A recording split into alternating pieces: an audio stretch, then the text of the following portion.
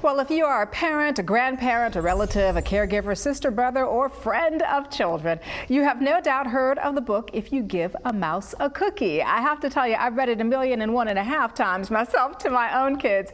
And this is one of the best-selling series of books by our next guest, selling more than 38 million copies, being translated into 13 languages. The newest book to the series is called If You Give a Dog a Donut, and author Laura Numeroff is here with us to talk about it this morning. Hey, Laura, good morning to you. Good morning. Where are you?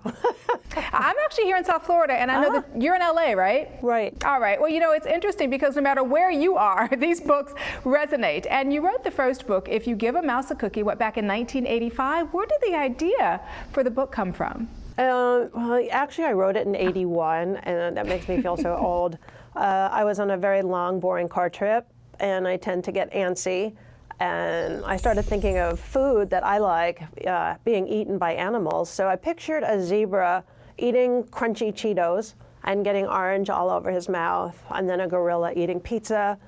And those were the days when Mrs. Field's chocolate chip cookies were really big, actually, literally. And I saw the mouse holding it and, you know, nibbling on it. And then I thought he would want milk, and I pictured the mouse with a little milk mustache. And you use straw for the milk and a napkin. And I kept going, and the whole idea from the beginning to the end came to me. And I went home and I wrote it out on a really cheap old typewriter. A lot of kids don't know what that is. And I tried to publish it. I mean, I tried to sell it, and I got 9 rejection letters.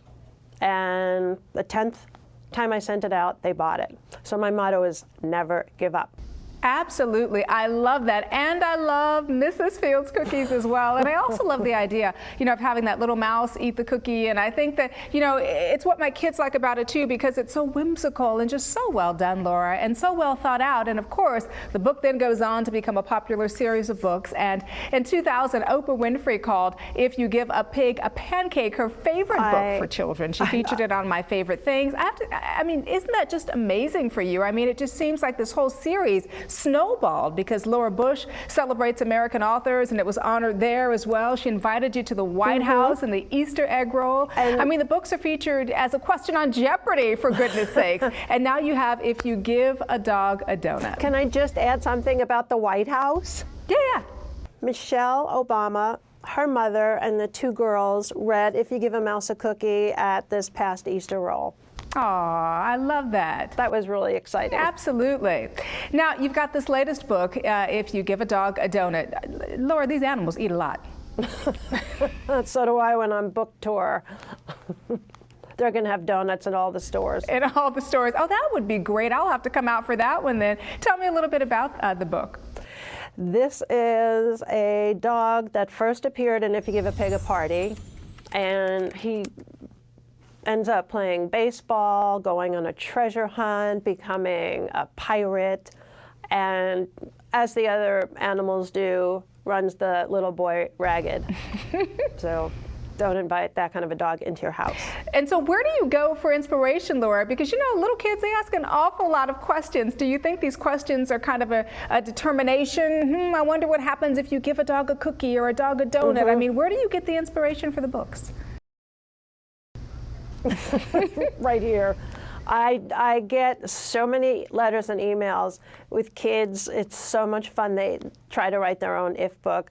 Get a lot of if you give a turtle a taco, if you give a crow a cookie, and it's so funny because none of them are circular, but they're really sweet, and I love that.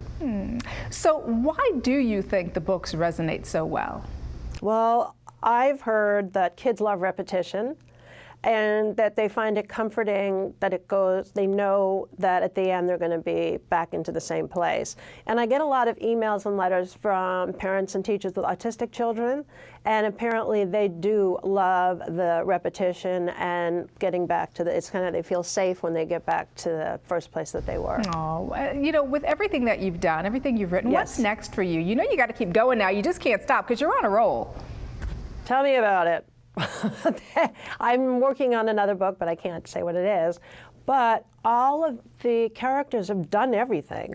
Well, they played baseball and they drew pictures. So I am literally making a list of activities that they haven't done. And then actually, there is one more book. We're looking forward to that. Where can we go for more information on you or the book? You can go to harpercollins.com or on my website, lauranumeroff.com. Well, Laura, thank you so much. And once again, the book is called If You Give a Dog a Donut by Laura Numeroff. And we appreciate you. Thank you. Oh, thank you so much.